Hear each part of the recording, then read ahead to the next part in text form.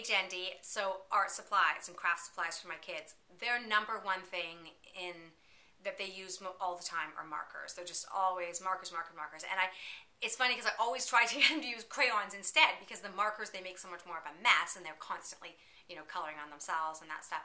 But I can never really get them interested in crayons. Like, it's about the markers. Sometimes crayons, but it's so about the markers.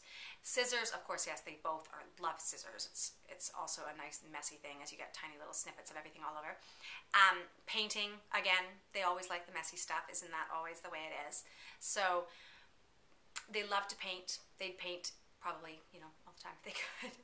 And tape, you mentioned tape. Oh my word, they just love Scotch tape. So they're constantly playing with Scotch tape, just doing whatever, like just always Scotch tape. Oh my gosh.